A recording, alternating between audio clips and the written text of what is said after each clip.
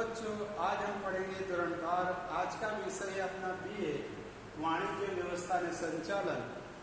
आज chapter number 2 जिसका नाम है संचालन सिद्धांत। इसका एक सविस्तार सवाल है। क्वेश्चन नंबर 1, वैज्ञानिक संचालन सिद्धांत समझाओ। यानी उससे पहले कि वैज्ञानिक संचालन की व्याख्या हम लोग देखेंगे। वैज्ञानिक संचालन किसे कहते हैं उसके बारे में हम लोग पहले जानेंगे। तो वैज्ञानिक संचालन की व्याख्या मैंने यहाँ पर लिखी है, जिसके अंदर लिखा है कि तमे यानी कि तुम मानसों पासे शू करावा मांगो छो। इसका मतलब ये हुआ कि तुम इंसान के पास क्या करवाना चाहते हो। इसके बाद ते जानो अने तेओ चौक्कस रीते यानी कि उसको जानना और उसके अलावा कंफर्म करना है। चौक्कस रीते यानी ओछा में ओछा खर्च यानी कम से कम खर्च में वो कार्य करता है, उसके ऊपर ध्यान देना। फिर से बोलता हूं मैं, जिस इंसान के पास तुम काम कराना चाहते हो, तो यहाँ पर लिखा है मैंने कि जिस इंसान के पास तुम काम कराना चाहते हो उस इंसान को बारे में जानकारी, उसके ऊपर पूरा ध्यान देना है ताकि वो कम से कम खर्च में तुमको काम कर दे। तो ये हो गई इसकी व्याख्या।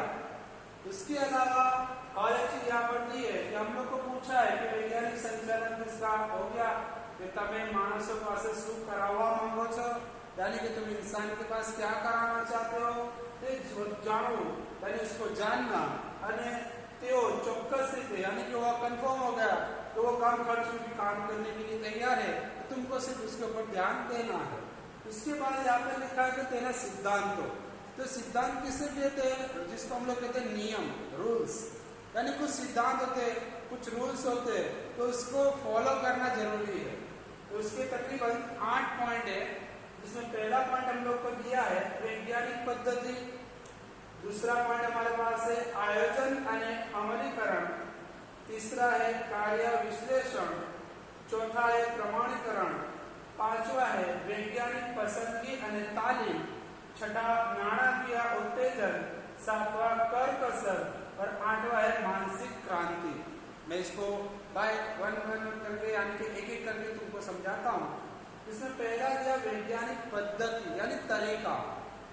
आज का जो दौर है टेक्नोलॉजिकल जमाना है, और टेक्नोलॉजिकल जमाने के हिसाब से इंसान तरक्की भी करता जा रहा है। तो तरक्की के एतबार से संचालन करना आज किसी के लिए मुश्किल नहीं है, वो आसानी से संचालन कर सकता है। तो फ्रेडरिक टेलर ने भी ऐसे ही कहा है, उसका अभिगम जो है यानी कि उसके अपने एक राय जो है, उसका जो मशवरा है, वो मशवरा क्या है कि वो भी एक क्रांतिकारी, यानी कि हर इंसान को उससे फायदा हो, हर इंसान उससे फायदा उठा सके, उसके बारे में उसने भी बताया है।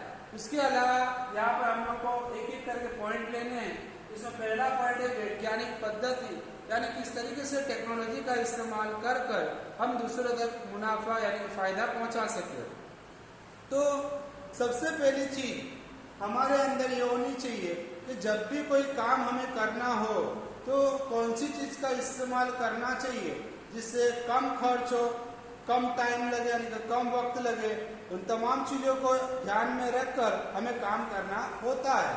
तो कार्य पद्धति के हिसाब से हम बताएं कि वैज्ञानिक यानी टेक्नोलॉजिकल जमाने के अंदर भी कौन सी टेक्निक का इस्तेमाल करना है, कौन सी चीज का इस्तेमाल करना है जिससे हमें कम खर्च और कम वक्त लगे। उसके बाद दूसरा इसके अंदर बताया है आयोजन अने अमलीकरण। आयोजन करना यानी प्लानिंग करना। जैसे हम पहले से कोई रणनीति बनाते हैं, मशवरा करते हैं, ये मशवरा हमारे लिए क्या होता है? आयोजन। और अमलीकरण का मायना होता है कि हम जिससे काम लेना चाहते हैं उस काम के लिए उसको उस काम के ऊपर डाल देना, अमल करवाना उससे। यानी हमने अगर कोई रूल्स बनाया है, हमने कोई अगर प्लानिंग किया है, तो उस प्लानिंग के ऊपर हमें उससे काम लेना है। तो इसके लिए यहाँ पर हम लोग को दिया है कि इस यानी कि जिस कामदार यानी कि जिस मजदूर से हम काम लेना चाहते हैं, तो पहले तो हमें उसका आयोजन बनाना है कि भाई वो जो मजदूर है वो मजदूर किस तरह का है, किस टाइप का है, उसके अंदर कितना नॉलेज है, बराबर है। उसके बाद वो मजदूर इस काम को अंजाम दे सकता है कि नहीं दे सकता, उसके बारे में भी हमको जानकारी लेना जरूरी है। जब हम उसके लिए जब आयोजन तैयार करेंगे तो साफ जाहिर सी बात है, जो आयोजन हमने उसके लिए तैयार किया है तो अगर उसको वो चीज अच्छी लगती है तो उसके ऊपर अमल करेगा। उसके बाद तीसरा टॉपिक हमारा था कार्य विश्लेषण। कार्य विश्लेषण क्या होता है? कार्य यानी काम, विश्लेषण यानी अलग अलग, हर तरह के काम। आज के दौर में हर इंसान के पास अलग अलग बुद्धि, अलग अलग काम होते हैं और हर इंसान अपनी तरक्की के हिसाब से कम खर्च में और ज़्यादा से ज़्यादा स्पीड में काम करने की कोशिश करता रहता है। तो कार्य विश्लेषण यानी काम को पसंद करना ये भी जरूरी है कि भाई कौन सा काम पसंद करे ताकि उसके अंदर उसे कम खर्च हो, कम वक्त लगे और उससे ज़्यादा मुनाफा हासिल हो। इसके लिए यहाँ पर बताया गया कि जब इस तरीके से तो कार्य करने के लिए यानी कि काम करने के लिए जब उसका विश्लेषण करेंगे यानी कि जब उसको बांटेंगे तो उसके अंदर कौन सी चीज़ें हमें देखनी है? एक तो वक्त देखना है, उसी के साथ साथ में उसकी गति यानी कि उस काम को किस तरीके से अंजाम दिया जा सके, उसी के साथ साथ में कि अगर उस काम को पूरा करने में थकान कितनी लगती है इसको भी ध्यान में रखना जरूरी है, क्योंकि हर इंसान अपनी बॉडी के साथ साथ में अपने अंदर की ताकत के साथ काम करता है तो जाहिर सी बात है कि उसको थकान लगती है। तो थकान कितने काम के अंदर उसको लगती है उसको ऊपर भी ध्यान देना जरूरी है। तो ये तमाम चीजें हैं जिसके अंदर हमको ध्यान देकर काम को बांटना है ताकि काम को हम ज्यादा बढ़ा सके। इसके बाद चौथा हमारे पास था प्रमाणीकरण। प्रमाणीकरण यानी कि प्रमाण, हर चीज को अपनी अपनी वैल्यू देनी रहती है, हर चीज को अपने हिसाब से उसको काम देना रहता है। अगर हम हर काम को अपने हिसाब से बांट देंगे तो काम हमारे लिए क्या हो जाएगा? आसान हो जाएगा और हम उस काम को अंजाम दे सकते हैं। तो यहाँ पर हम लोग को बताया है कि जिस तरीके से हमारे पास औजार होते हैं, हथियार होते हैं, तो उस हथियार का इस्तेमाल हमें कैसे करना है। मिसाल के तौर पर अगर हम ले लें कि हमारे पास ट्रैक्टर है, अब उस ट्रैक्टर से हमें करना क्या है? बराबर है। तो जैसे पहले के जमाने में क्या होता था कि खेती करने के लिए हल चलाए जाते थे, यानी उसके अंदर कम वक्त लगता नहीं था, वक्त ज्यादा लगता था, खर्च भी बढ़ जाता था। अब के जमाने में क्या हुआ? टेक्नोलॉजिकल हो गया, वैज्ञानिक ने इतनी तरक्की कर ली कि हल की जगह पर हमने क्या निकाला? ट्रैक्टर निकाला, जिसकी वजह से हमारा काम क्या हो गया? आसान हो गया।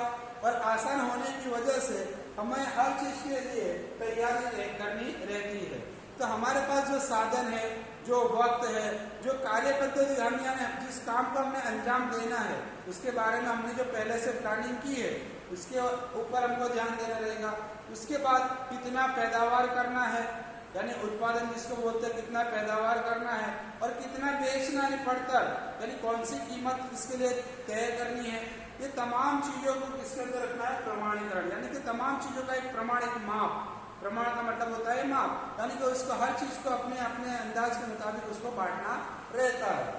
उसके बाद हम लोग को पांचवा मुद्दा यहाँ पर कहा है कि वैज्ञानिक पसंदगी और तालीम, यानी कि आज के दौर में जिस तरीके से विज्ञान ने तरक्की की हुई है और तरक्की के हिसाब से हम लोगों को क्या देखना है कि यहाँ पर दिया पसंदगी। तो पसंदगी किसकी करनी है कि हम जिससे काम लेना चाहते हैं, तो जो भी कर्मचारी है या जो भी वर्कर है या जो भी मजदूर है, उस मजदूर के अंदर हमको कौन सी चीज देखनी है? तो मजदूर के अंदर हमको सबसे पहले देखना है कि वो कितना पढ़ा लिखा है, और अगर उसके पास क्वालिफिकेशन है, पढ़ा लिखा है, तो उस हिसाब से उसको हम काम देंगे ताकि वो काम को सही से अंजाम दे।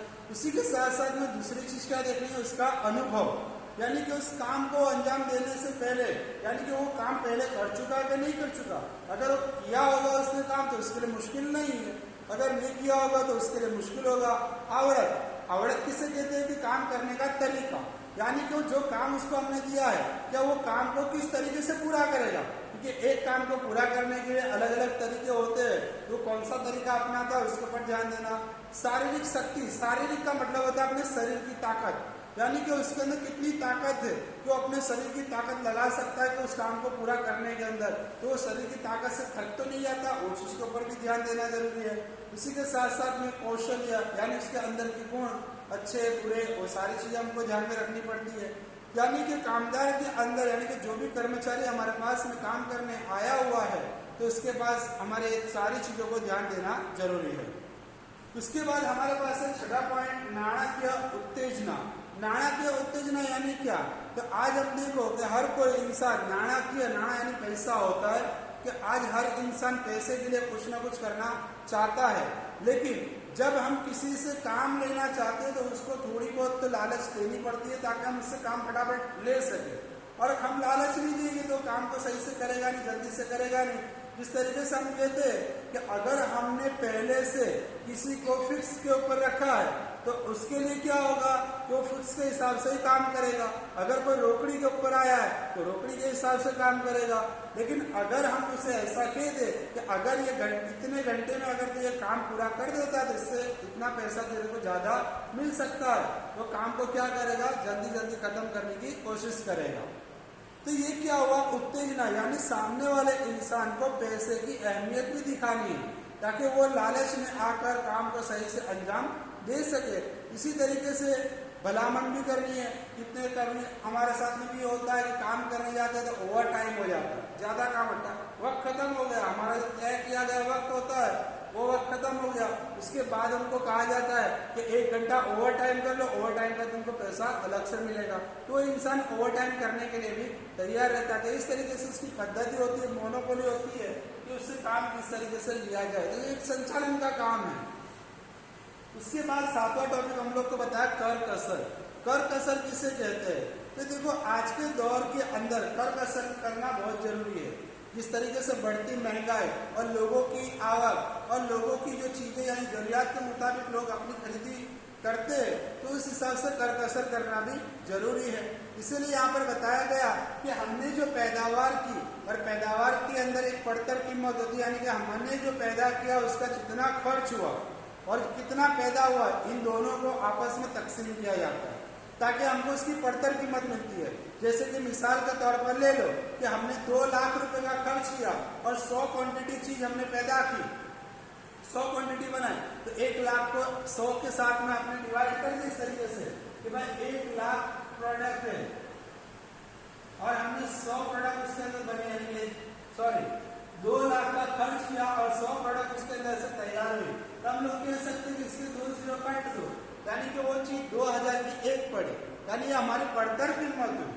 फिर बाद में हमको उसके अंदर हमारा जीएसटी, हमारा नफा, कारीगर का खर्च, हर तरह के खर्च उसके अंदर जोड़कर इस चीज की कीमत कितनी तय करनी है वो हमारे ऊपर डिपेंड करती है।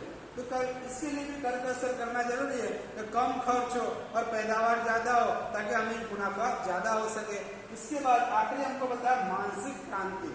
मानसिक क्रांति किसे कहते हैं? तो यहाँ पर हम लोग को दिया कि हमने जो गोल रखा है, जो टारगेट रखा है, तो उस टारगेट के लिए मालिक होता है, मजदूर होता है, इन दोनों के दरमियान में उस टारगेट को पूरा करने के लिए एक शक्ति होती है क्रांति करना। यानी इन दोनों के दरमियान में मालिक भी चाहता है कि मेरा ये काम खत्म हो जाए और मजदूर भी कहता है कि मेरा ये काम खत्म हो जाए। लेकिन ये काम खत्म कब होगा? तो उसके लिए उसको पहले से क्या करना पड़ता है, अपने वक्त के हिसाब से काम को बांट देना पड़ेगा कि कितनी स्पीड में मैं काम कर सकता हूँ तो इतने वक्त के अंदर इतना काम मेरा खत्म हो जाए और इतने दिन के अंदर में इसको खत्म कर सकूं। यानी हमारे पास एक मानसिक तनाव भी होता है। कभी कभी इंसान ऐसा होता है कि उसको सोचता है फिर बाद में कहता है ये काम मेरे बस का नहीं है, तो उसके लिए वो काम अंजाम देना मुश्किल हो जाता है। इसकी वजह से उसका तनाव के अंदर इजाफा होने की वजह से काम को पूरा कर पाता नहीं है। तो हर किसी को, यानी यहाँ पर हम लोग को दिया ही है जिस इंसान से हम काम लेना चाहते हैं तो वो इंसान के अंदर मानसिक तनाव आना नहीं चाहिए। अगर मानसिक तनाव उसके अंदर आ गया तो वो काम को कभी पूरा कर सकता नहीं है, वो काम को अंजाम देता नहीं है। इसके लिए यहाँ पर दिया था कि वैज्ञानिक संचालन के आज के दौर में जो तरक्की हुई है, आज के दौर में जिस तरीके से तेजी बढ़ती जा रही है, तो उसके कुछ रूल्स, उसके कुछ नियम है, उस नियम के मुताबिक अगर काम किया जाए तो हम काम को सही से अंजाम दे सकते हैं।